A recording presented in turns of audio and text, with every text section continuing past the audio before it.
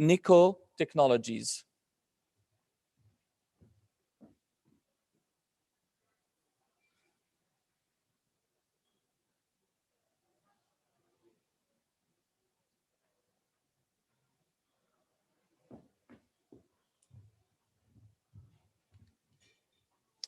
Hi, everyone. First of all, I'd like to thank... No, it's fine. Thanks. So first of all, I'd like to thank God for having all of us here. Also, the country of Dubai for hosting this, giving us the infrastructure to host this event. Also, I'd like to thank Igoro Group for being bold at these times and taking the chance of bringing everybody together. Most events now happening online. So this was a really big surprise that somebody actually took the time and the effort to get people together, which it should be this way anyway. I also promised to be really quick, so won't take much of your time.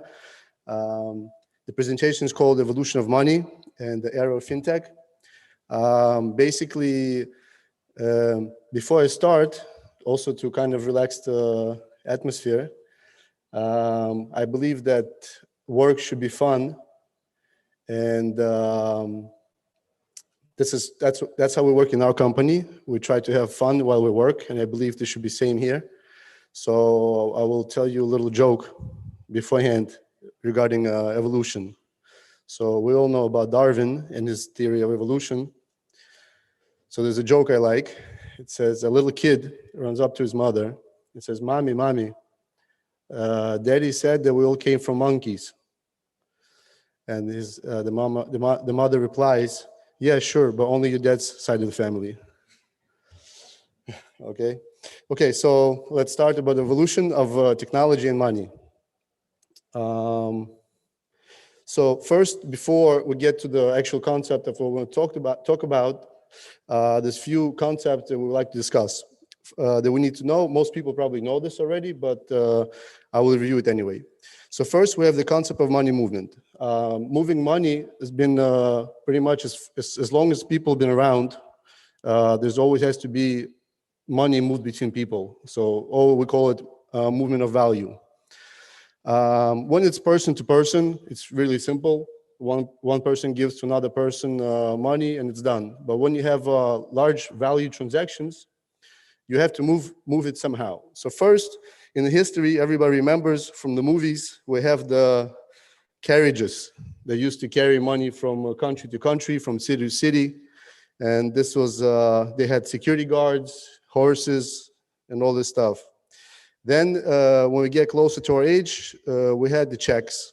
Everybody knows the checks, probably still uses in some countries. After the checks, we had the credit card checks. Anyone who grew up in the States, remember this? This was in the 90s. You had this like machine. You had to put a card inside of it and then the check on top of it and make an imprint. Then you would take this check with the imprint to your bank, and your bank would withdraw the money from the other person's bank account.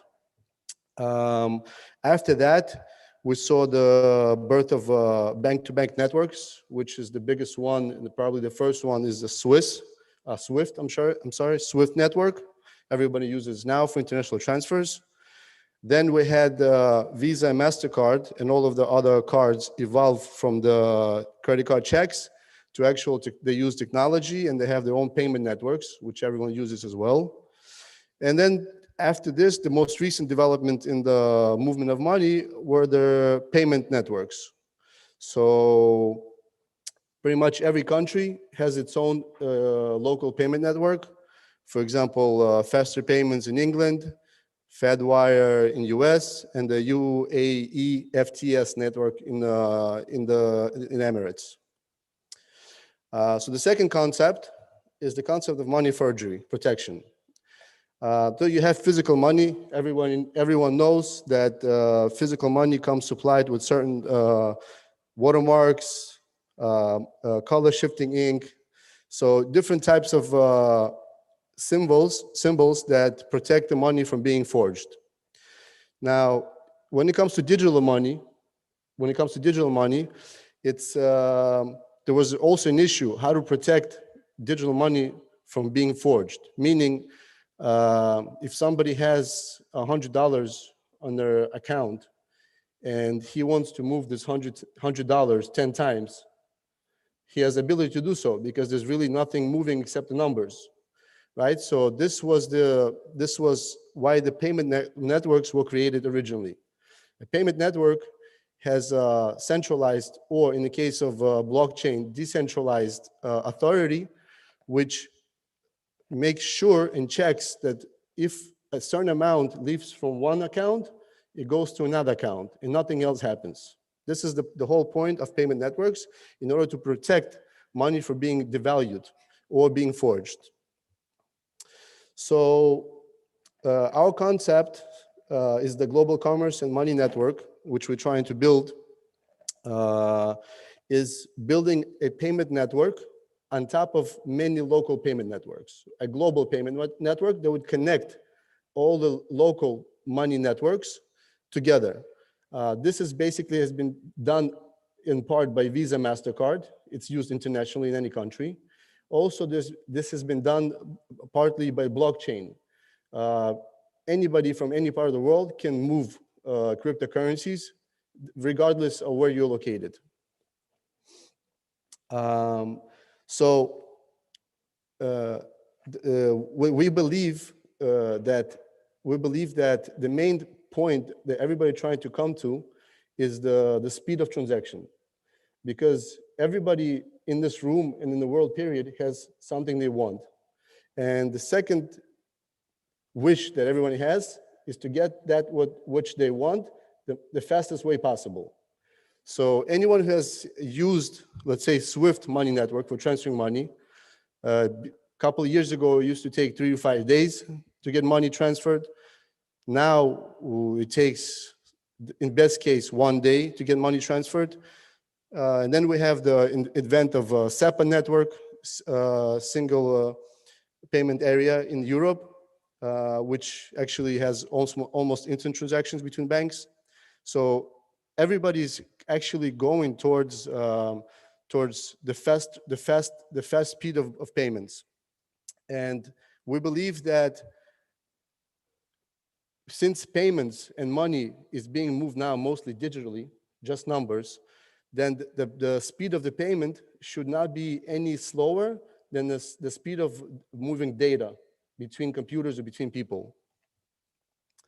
So our ultimate goal is to have money move between countries, people, companies, just as fast as the data moves these days.